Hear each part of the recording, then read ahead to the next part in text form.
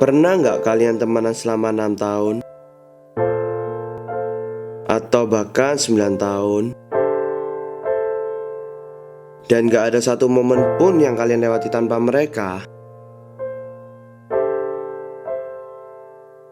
Ribuan candaan, ribuan tawa, dan juga terkadang air mata kita hadapi bersama.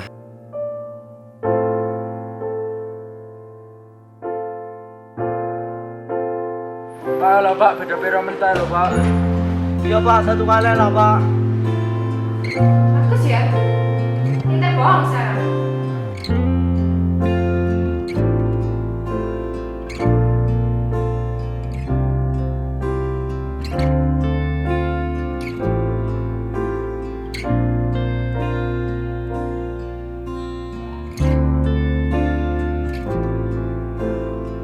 Gak selamanya persahabatan itu mulus.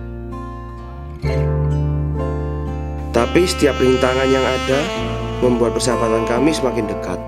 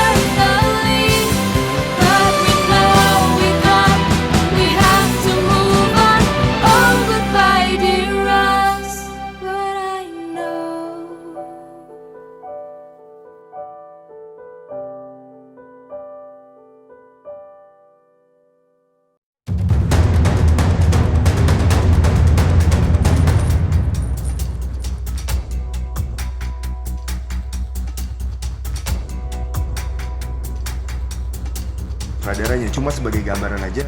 Normally kita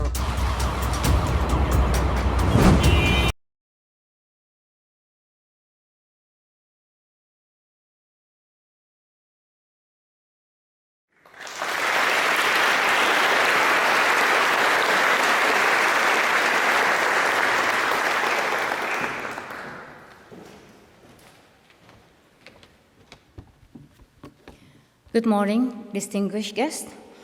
I've been trying to find 3 reasons that allowed me to stand here under the spirits of Gustav Klimt.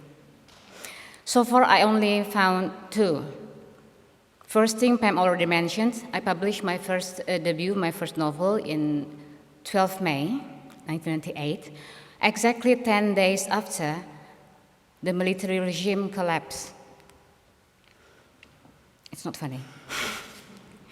The second thing is I was asked to submit a painting for an auction to raise funds for a museum of human rights in Indonesia. Only one painting was brought, and it was my painting, and it was bought by a man named Lukman Saifuddin Hakim. A few months later, he became the Minister of Religious Affairs.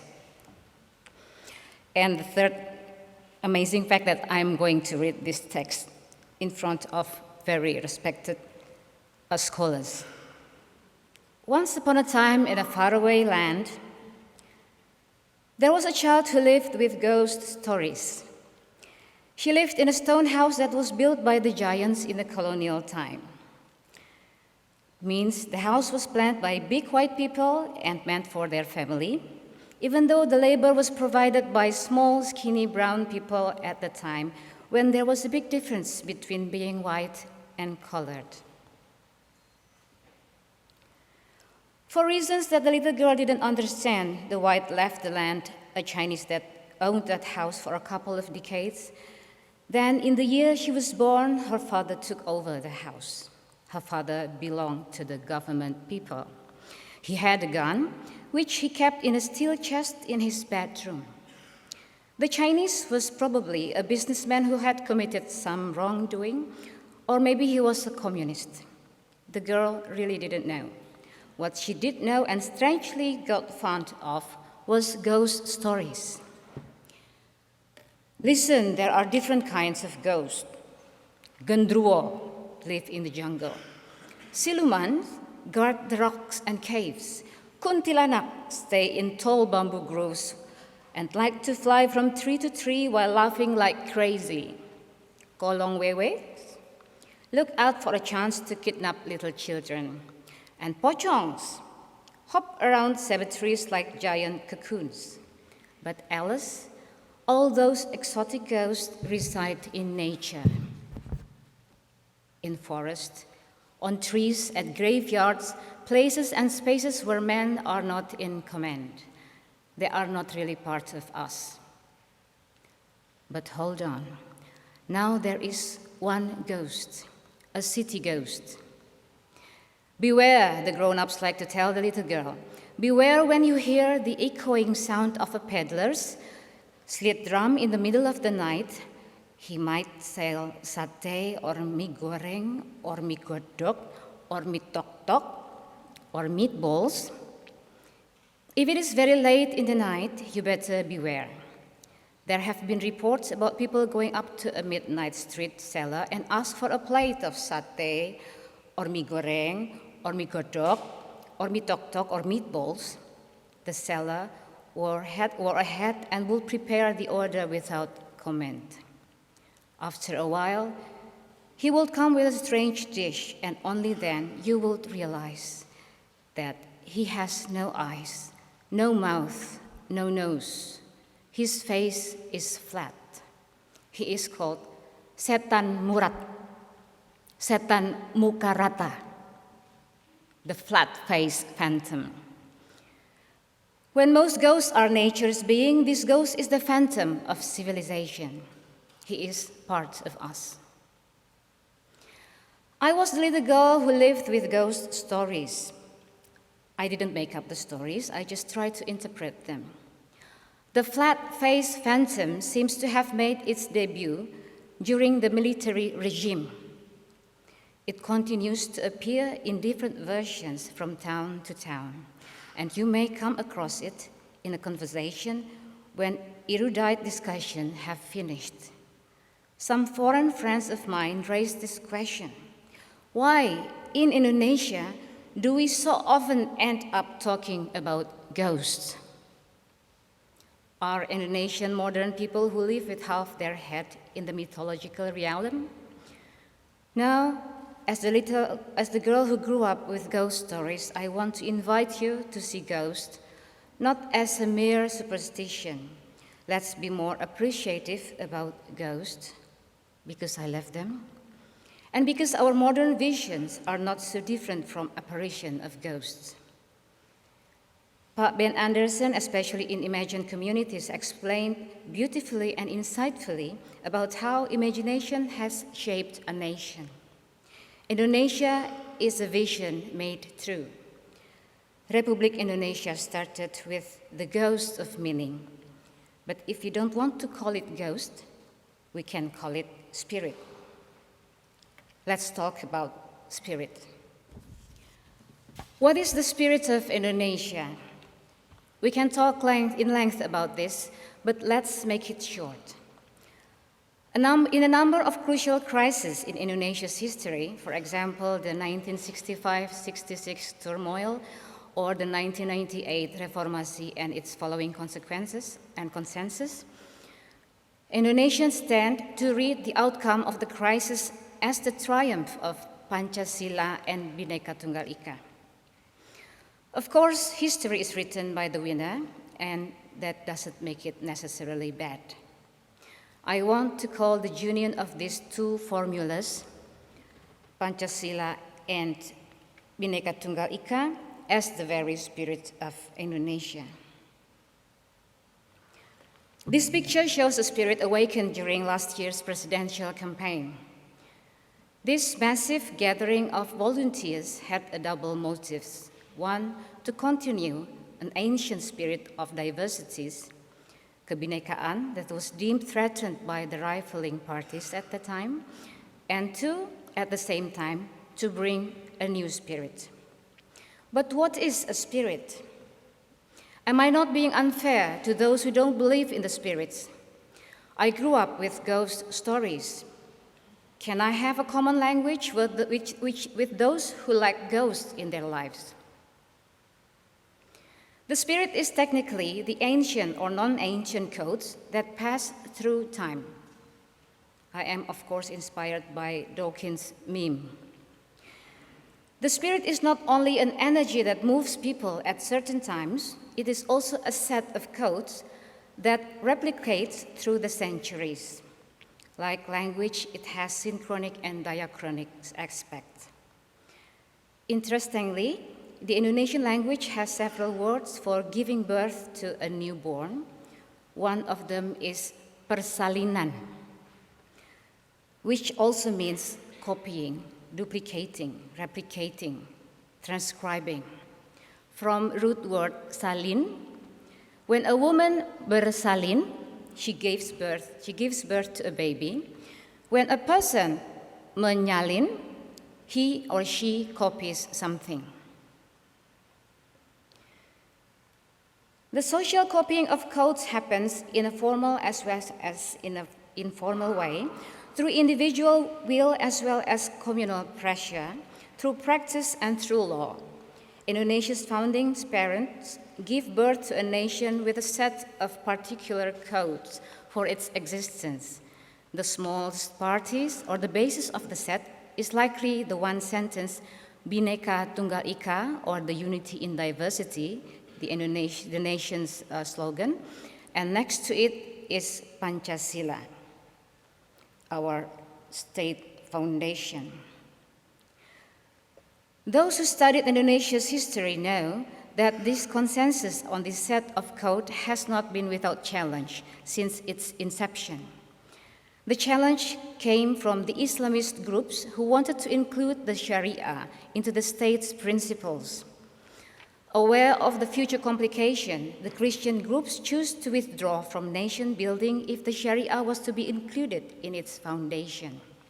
The consensus was, finally, to keep no mentioning of any specific religion in the Pancasila as it had been proposed. However, there was a compromise about the order of the 5 principles. As we have it now, the belief in God became the first principle.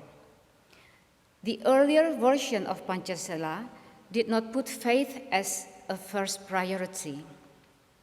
And when they did mention ketuhanan, technically would be godity or godism, but we better translate it as belief in God, they did not mention the one God.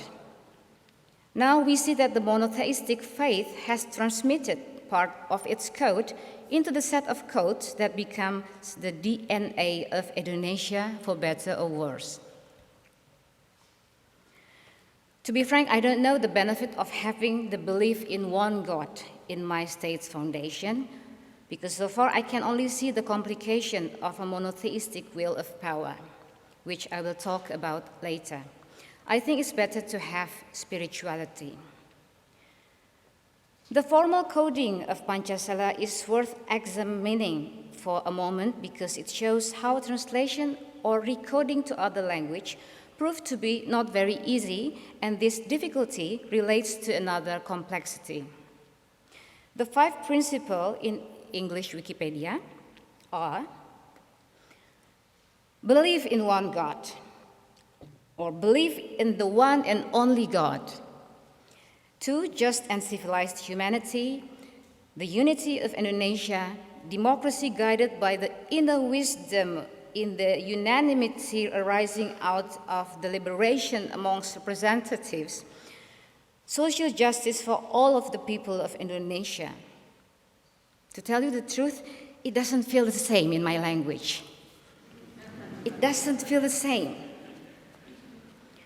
I have lived with ghost stories. I grew up with the formula of Pancasila in my native language. I don't find them strange until I'm outside the languages. The language of ghosts, the language of Indonesia. Once you are in the exterior, you start to lose the interior comprehension. This is the complexity I want to explore a little further. It's like when you wake up from a dream, you no longer understand your dream. Looking from the exterior, I began to cry. How come they sound so weird now? This just and civilized humanity. Is there unjust and uncivilized humanity? This democracy guided by the inner wisdom in the unanimity, blah, blah, blah. Very difficult. And this belief in one and the one and only God. How come most of the things now appear to be in weird shapes?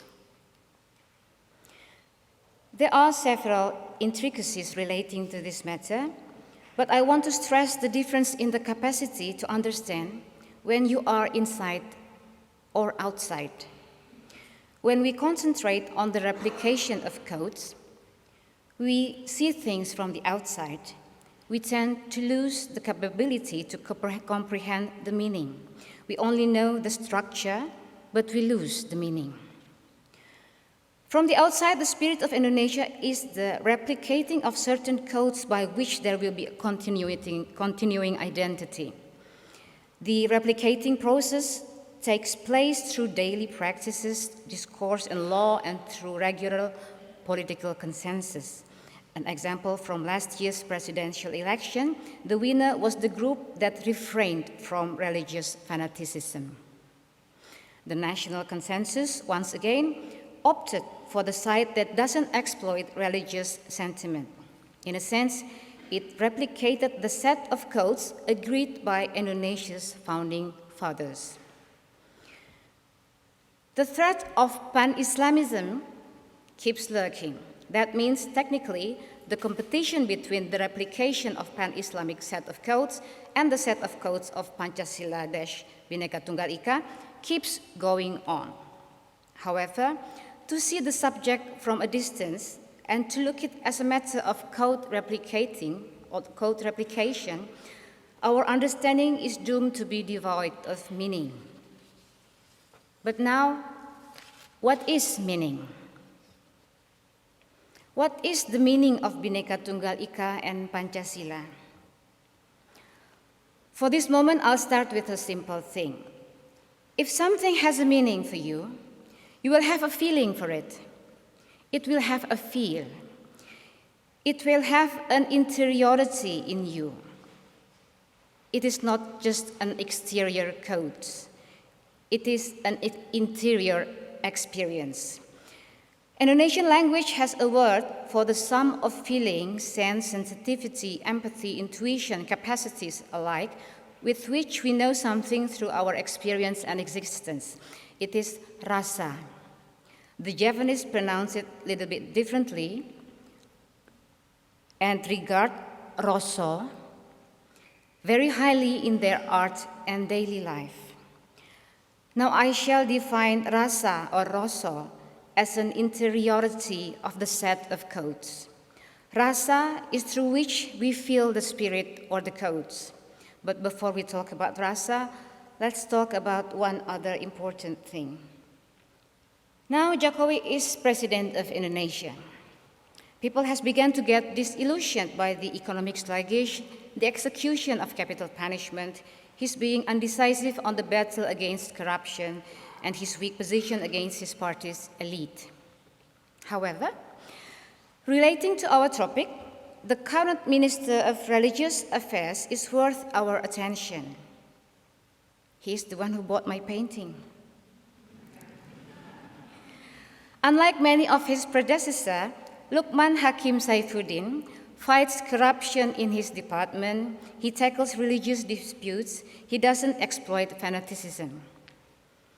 In one Islamic celebration in the State Palace a few months ago, he led a reintroduction of the Quran recital in Javanese style. The local style of Quran recital is not new. It's a centuries-old practice in the religious boarding schools known as pesantren. It became less known with modern standardization during the Suharto era, and it is really marginalized in the democratic era that coincides with the trend of globalization. But globalization is also read as Arabization. The reintroduction of Javanese-style Quran recital created a controversy and in turn revealed a rather forgotten concept of Islam Nusantara. This literally means Islam of the archipelago. The subject has been studied in some Islamic universities but has never really gone out from the campuses. Islam Nusantara is welcomed with high optimism as well as with controversy. Its supporters argue that it is just natural and good that Islam is expressed in local cultures. When a religion is expressed in native tongue, it will touch the rasa of the people. But its opponents argue that the notion is against the oneness of Islam. They condemn it as another kind of syncretism. Syncretism is another key word to understand Indonesia's history. Now, when I was in elementary school, my history teacher spoke about syncretism in a very positive tone. Syncretism is our ancestors' precious capability by which they settled differences and maintained peaceful unity. As a child of the military regime, I always thought that school teaches us what is good and bad, and certainly syncretism is a good thing. We were taught about the Shiva Buddhist temples of the past that showed the mixture of religious teachings, and we were proud of our ancestors' local genius. We learned about Negara Kertagama, a book by Empu Prapanca from the 14th century, in which our modern Indonesia founding fathers got their inspiration for Bhinneka Tunggal Ika. We read about Islam Waktu Telu, a traditional community that practices 3 instead of 5 times prayer, and other sects. We visited cemeteries and prayed according to our religion. It could be Islam, Christian, Hinduism, or Buddhism. So syncretism is a pillar of Bhinneka Tunggal Ika. I only get started to get confused about syncretism when I entered Universitas Indonesia. It was only there that I realized the monotheistic Puritanism's enmity towards syncretism. It caused me to become a bit disoriented. There is a rupture in my nation's history. Syncretism was good in the ancient time, but it is not good in the modern time. Why? Later on, I realized the opposition, not only among the preaching religions, but of the Puritan monotheist groups toward local spirituality called kebatinan. In literal translation will be innerity. Not being a religion, not being institutionalized, not having fixed identities, kebatinan is open to any teachings. Therefore, it is a mechanism of syncretism. From an exterior perspective, Syncretism is like software that will regulate different or contradicting contents in order that the computer can work and not explode. This is a set of processing codes that has managed to self-replicate for centuries in a massive amount in the body of Nusantara, so that we can call it the spirit of Nusantara or the spirit of Indonesia. But now it is opposed by the Puritans, especially the monotheistic Puritans. The battle of what seemed to be between syncretism and Puritanism made me think. My gut feeling is against Puritanism. European scholars may find this gut feeling too obvious. Secularism is a given thing in today's Europe. It's a different case in Indonesia, where in Indonesia, it's very common that graduating students will thank or dedicate their thesis in writing in the first page to God Almighty. Puji syukur kepada Tuhan Yang Maha Esa will be decorated the first page of the thesis. There are more and more postgraduate students who study on fellowship in Europe or US or Japan and come back home more religiously dogmatic. You can ask one of my friends here, I think Burhan Muhtadi, who did research on the very modern Islamic party, that members are very highly educated in the modern education. So to the surprise of European secular intellectuals, religious dogmatism is not a middle-aged phenomenon.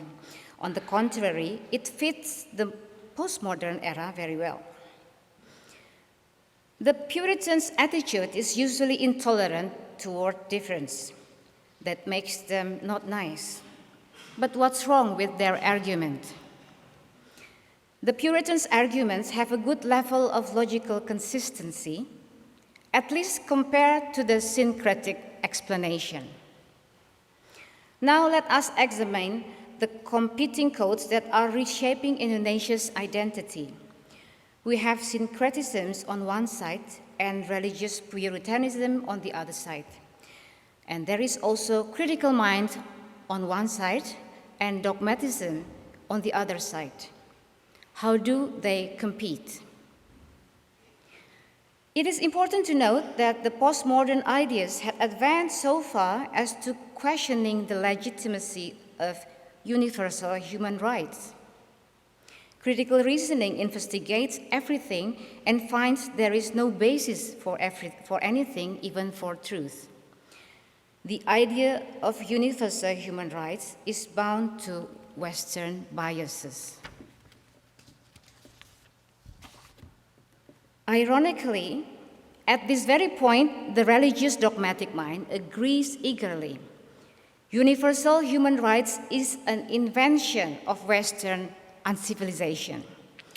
There is no truth if we resort to our reason, and exactly because of that, we have to go back to God's eternal law.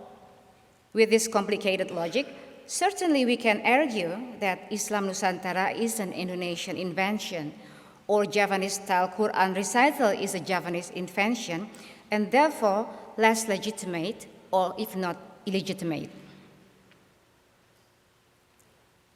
The advantage of the dogmatic mind against the critical mind is that its double standard attitude allows it to be critical of others, but not of its own basis.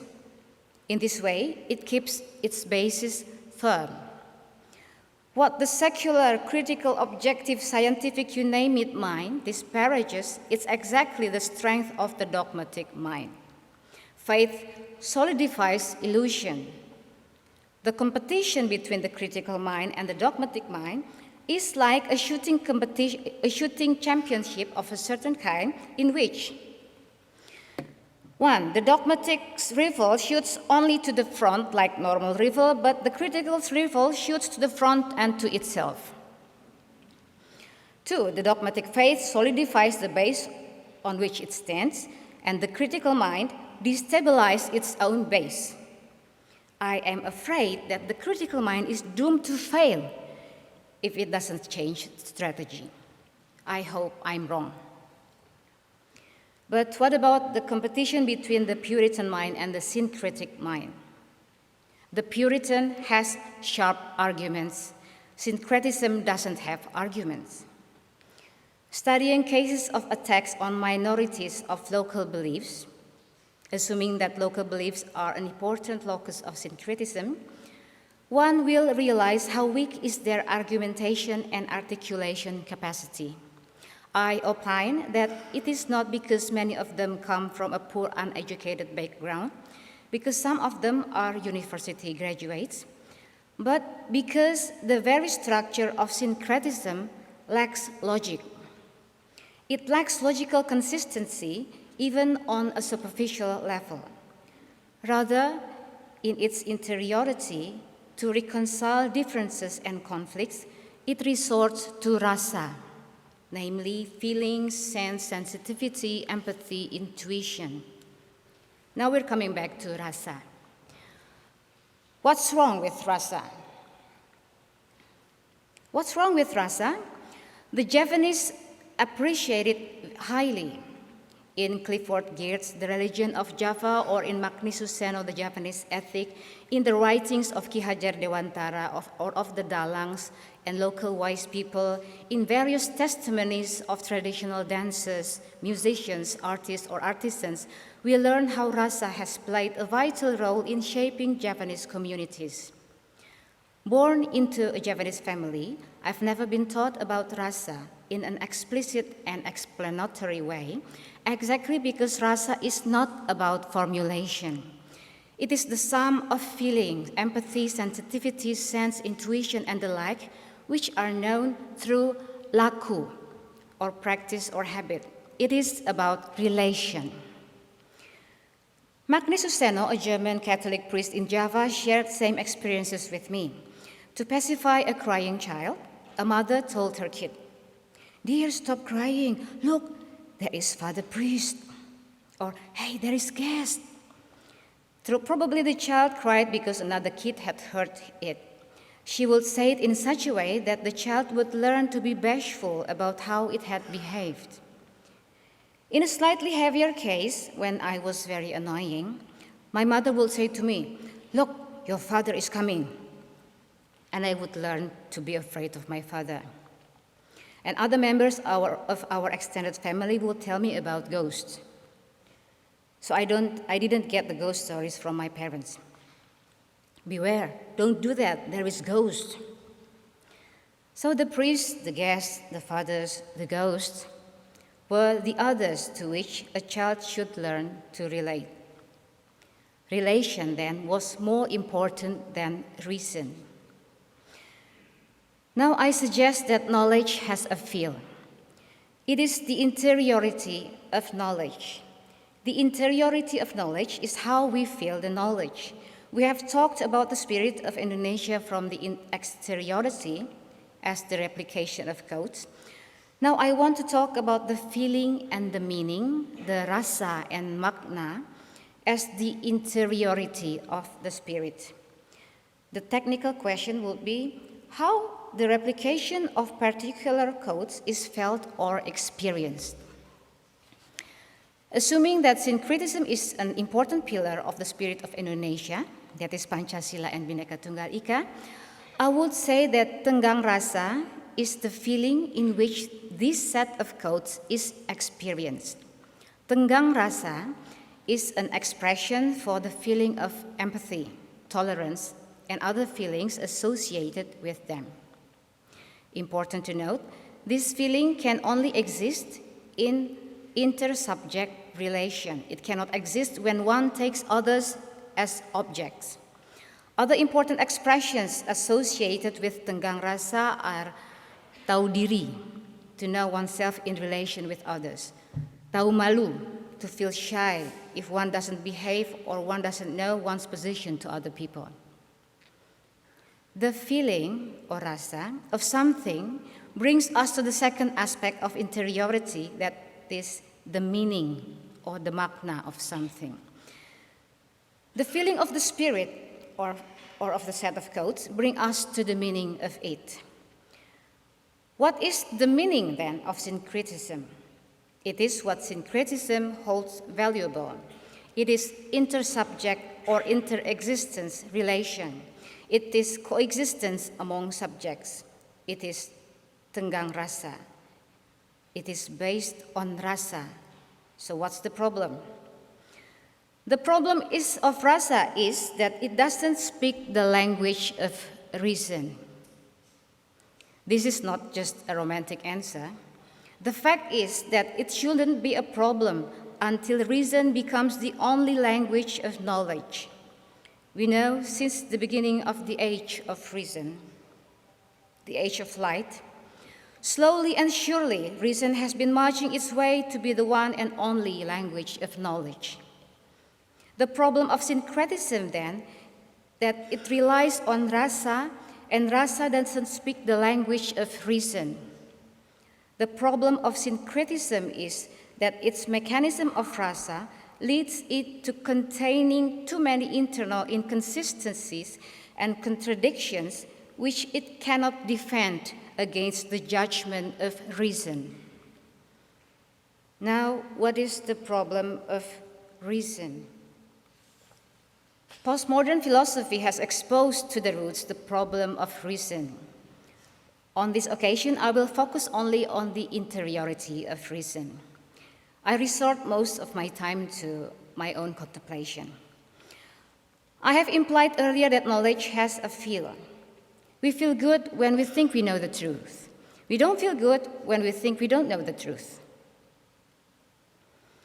If there has been any neurological explanation about it, I will be very happy. Logic has an impersonal and strict mechanism, but when it takes place in our brain, it will be bound to have interiority. It will have a sense. It will be experienced with a sensation. The good sensation of reasonable truth links to the state of apprehension or control over something.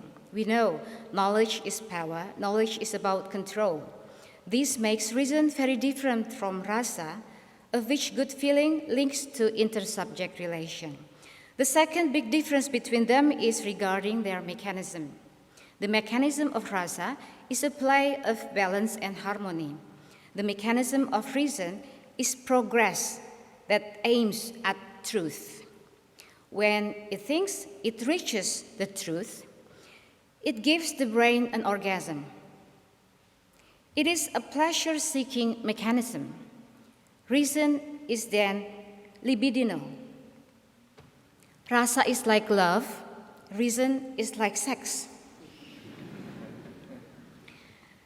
Imagining the interiority, that is how we feel the reasonable truth, unfortunately, the critical scientific mind and the religious dogmatic mind are not so much different. Both seek pleasure, the pleasure of truth. They may be different in how they formulate their truth. The critical mind may tend to be negative and deconstructive. It will likely say, there is no God and values are relative, while the dogmatic tends to be positive and constructive, like there is God and his words are fixed. But each side may accuse the other of reaching to a pseudo-truth. However, both are driven by reasonable pleasure and orgasm. The problem of reason, again, is that it is libidinal. Now let us go back to the situation in Indonesia. Indonesia has the spirit of Bhinneka Tunggal Ika, where harmony is maintained through a feeling of tenggang rasa, or empathy and tolerance, and potential conflicts are reconciled through synchronization, like Pancasila, and syncretism. The process has relied on rasa, but the problem of rasa is that it is likely to contain internal contradiction and logical inconsistencies. It cannot defend its paradoxes against the judgment of reason. On the other hand, especially since the age of reason, reason has nearly become the sole language for truth. Unfortunately, dogmatism is a legitimate part of this wave. The dogmatic's argument may be crude and primitive according to the critical scientific mind, but they are no different in the interior sensation. They feel the pleasure and the orgasm of truth. Truth is tempting and desirable. Now, this is the danger. If the critical scientific truth is too sophisticated and difficult, some people may resort to a quickie kind of truth and dogmatism. The problem we are having now in Indonesia as well in the world is that the domination of this libidinal reason is even fostered by the mass media and the digital information technology. There should be more scientific research on the content or other aspects of digital information technology. But as a journalist and as a writer, I have been involved in the formation of public opinion since the Suharto era. And without having to look too deep, the difference between the past time, the military time, with censored conventional media, and today, democracy and nearly uncensored conventional as well as new and social media, the difference is very obvious. In the past, you had to have courage to speak up. Now, everybody wants to be heard. In the past, people had to think before speaking. Now, people speak first and think later. Moreover, through content hits, anybody can follow and exploit people's desire. Through likes and retweets, truth becomes more pleasurable. What I find alarming yet challenging is this very short format of text of the new media. You have to be understood in 140 characters in Twitters. News gets shorter, even in print media, as if they are adjusting to a smartphone monitor. People want to have the orgasm of truth as quickly as possible, even though it will be a fake orgasm. The visual, mixed media, and very short form of text is a challenge for all of us who are concerned with public opinion, but it has proved to be benefiting to the dogmatics, because dogmas fit in less characters. Critical thinking needs more words to express, and contemplation needs a whole life. Dogmas are probably the best fit for the new media. Unfortunately, when the skeptical mind gives no hopes, faith gives you passion. By looking at the interiority of reason, that is the libidinal reason, we can understand why some people can enjoy ISIS. Meanwhile, rasa has in the first place been having difficulty in defending its choice of syncretism against the judgment of logical consistency. So, one important pillar of the spirit of Indonesia is actually being shaken. Bhinneka Tunggal Ika is facing a big challenge, probably bigger than what it had in the past. Will Indonesia lose its spirit of unity and diversity? Certainly, I am the supporter of Bhinneka Tunggal Ika, and I am patriotic on that. It's a faith I will defend. Because the makna or the meaning of it is intersubject relation. And the rasa of it is tenggang rasa, or empathy. It's not quite different, it's not quite the same, but very close to compassion. It is for me deeper than reason. The role of reason is to check whether the meaning is true. In centuries past, when rasa still reigned, people in Nusantara didn't have to account to reason for the syncretic steps they took. Nowadays, as reason is taking over the world, reconciliation of differences cannot rely on rasa alone. It has to undergo a test of reason. Unfortunately, syncretism may not pass the exam. Therefore, we, the proponents of Bhinneka Tunggal Ika, cannot depend on syncretism alone. We have to develop another pillar to support Bhinneka Tunggal Ika that will survive the judgment of reason. Here, I suggest critical spiritualism. What is it? A Twitter explanation of it would be, Critical spiritualism is an openness to the spiritual without betraying critical thinking. A critical thinking that is not closed to the possibilities outside its limit. A critical thinking that is aware of its problem. A situation in which spirituality and critical thinking engage in a good dialogue. The dialogue between Habermas and Cardinal Ratzinger is an effort of this kind in the secular Europe. Not necessarily that Habermas is critical and Ratzinger is spiritual. In Indonesia, where most of the people are embracing religion, the major dialogue may need a different form. A symbolic Javanese-style Quran recital in the palace a few months ago has managed to reintroduce to wider audience the notion of Islam Nusantara, in which inculturation and intellectual exercise walk hand in hand. The proponent of Bhinneka Tunggal Ika in Indonesia, or of humanity in general, need to convince the world that a good dialogue between critical thinking and spirituality is possible. It will cross-cut the dialogue between secularism and religion and will help the world fight not only terrorism, but any form of dogmatic violence.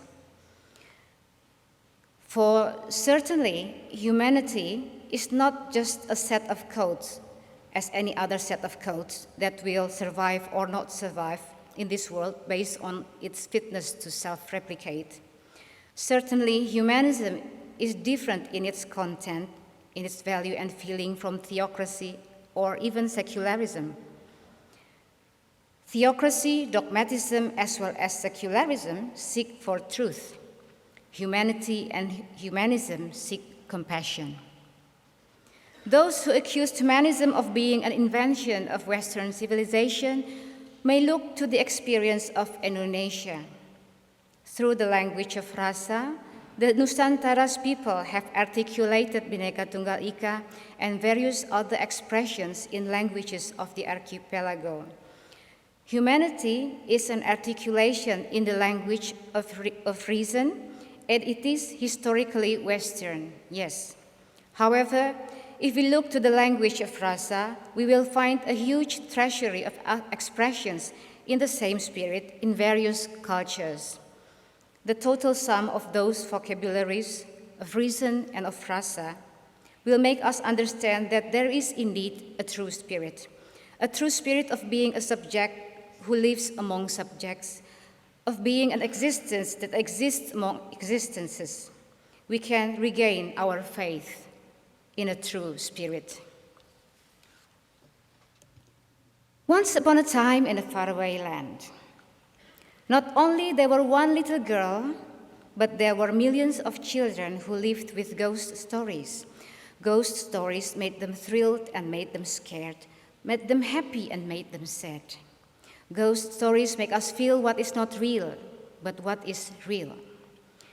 Strangely, the ghost is the common enemy of two mortal enemies, the religious dogmatic and the secular critical mind.